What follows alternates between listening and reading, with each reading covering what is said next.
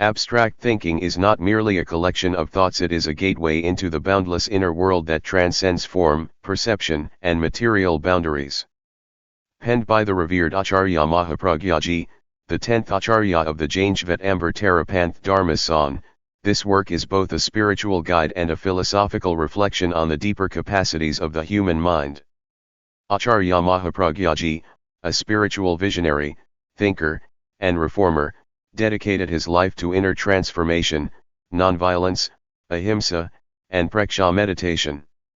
Under his guidance, Terapanth blossomed into a movement of intellectual clarity, ethical living, and meditative awareness. His teachings bridge the ancient wisdom of Jain agamas with the modern human need for peace, self-inquiry, and balance.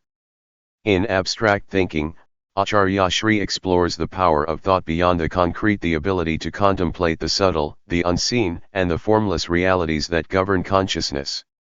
He challenges the reader to rise above rigid, sensory-based logic and invites us into a space of pure awareness, conceptual depth, and spiritual reasoning.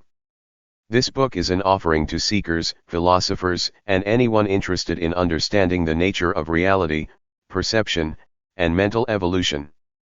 It is both timely and timeless, echoing the ancient traditions of Jain philosophy while speaking to the modern mind yearning for clarity amid chaos. As you listen, may you not only listen these words but also experience the silence between them, a silence that leads to higher awareness and inner transformation. I Sanjay Hiran as a big fan of Acharya Shri Ji because of his insight and practical approach and his wisdom of Jain philosophy, trying to share his wisdom and truth of life given his book Abstract Thinking. Hope you all will enjoy the power of Supreme Anupreksha and Bhavna. Meditation means praksha, perceiving and seeing. Praksha is followed by Anupreksha, means thinking or contemplation on subject which free the mind of its infatuation. Repeated thinking on a subject or idea influences the mind. Such thinking or practice is called bhavna. The man, who practices bhavna, becomes capable of meditation. The practice of 4 bhavnas is necessary for the development of meditational capacity. 1. Knowledge-oriented bhavna, the practice of knowing things objectively and impartially without attachment, aversion, and delusion. 2. Perception-oriented bhavna, the practice of seeing things objectively and impartially without attachment, aversion, and delusion. 3. Conduct-oriented bhavna, the practice of acting objectively and impartially without attachment, aversion, and delusion. 4. Detachment-oriented bhavna, the practice of non-attachment, non-aspiration, and fearlessness. The object after which a man aspires, the practice which he repeats so often, conditions his mind. This is the process of self-hypnosis. It can also be called jap, constant reiteration of a spell or the name of a deity. One who constantly aspires after and contemplates on the soul, gets established in the soul. That is the quintessence of the repeated iteration of Soham, I am the Supreme Soul, the basic maxim of the Vedanta philosophy. He who constantly practices the recitation of Arham, I am the Jinn, the Buddha, or the Shiva, sets in motion the process of becoming the Jinn or the Buddha or the Shiva. One person may be inspired by devotion, another by chaste conduct. Still another by good fellowship. Different people are permeated by various kinds of aspirations. Anyone who derives inspiration from any good action, is led by that inspiration towards his goal. During the course of spiritual practice, meditation should be followed by self-study and self-study should be followed again by meditation.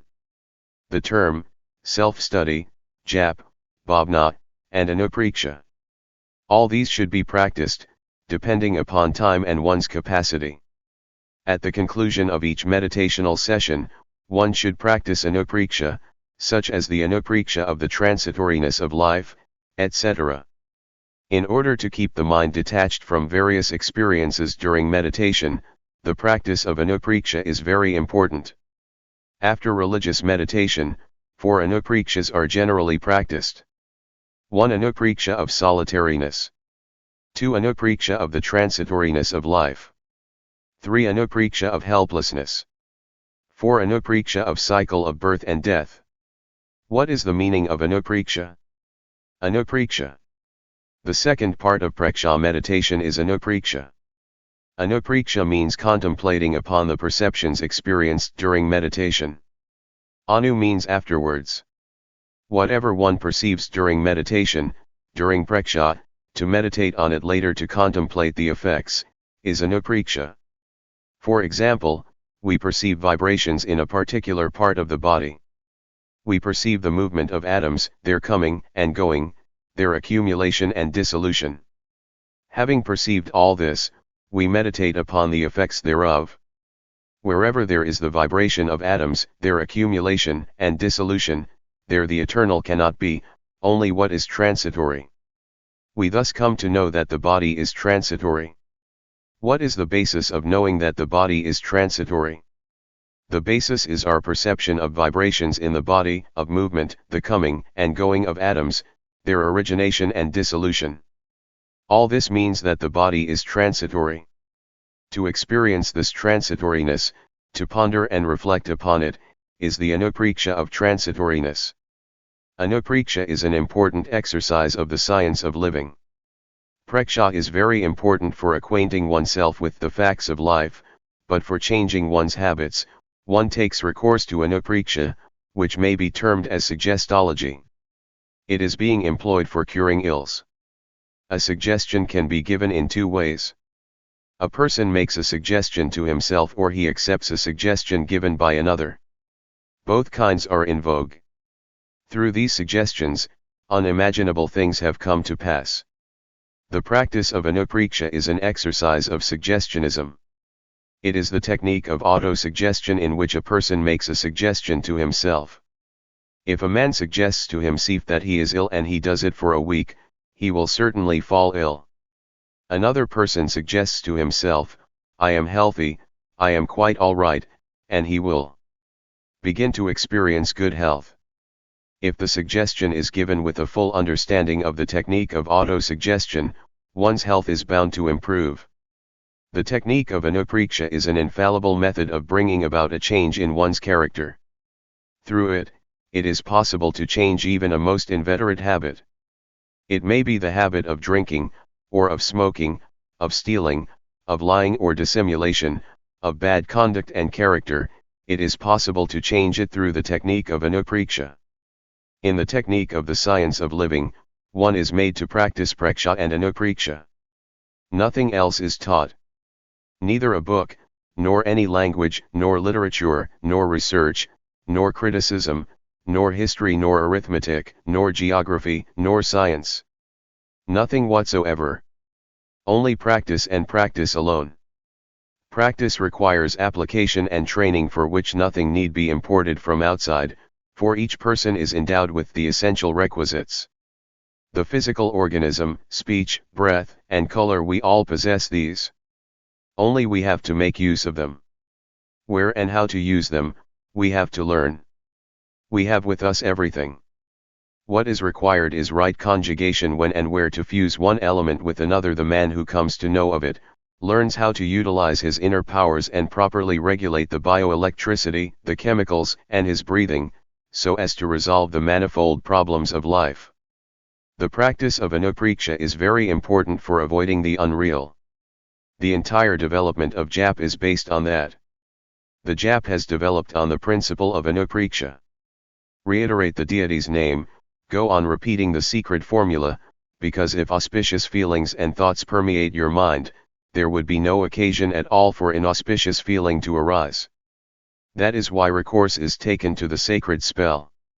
Some people do not recognize the utility of a secret spell in the field of spiritual practice. We, however, believe that a secret spell has very great utility which cannot be denied or repudiated, because we cannot all of a sudden directly become a Vitaraga by transcending our passions. The instance of a sudden jump is uncommon. A rare individual may be able to make a sudden jump. A sudden leap into Vitaragata cannot be a universal affair. It may occur here and there, as an exception to the rule. The talk of going into Vitaragata is like making a sudden leap. We shall have to make use of the staircase. With the help of the staircase, a man can climb up. There are two possibilities. Using the same staircase, one can go up, but one may also go down. It is not that there is one staircase for going up and another separate staircase for going down. The same staircase can be used for going up and coming down. Our inward current of feeling can take us up, it can also take us down. When this current is conjoined with the real, we go up, and ascent takes place. The evolution of Jap or that of the sacred spell took place so as to provide fewer opportunities for evil thoughts to enter our hearts. Thank you all to listen, and we will come soon with next video to explain how marvel and magical the practice of contemplation or bhavna.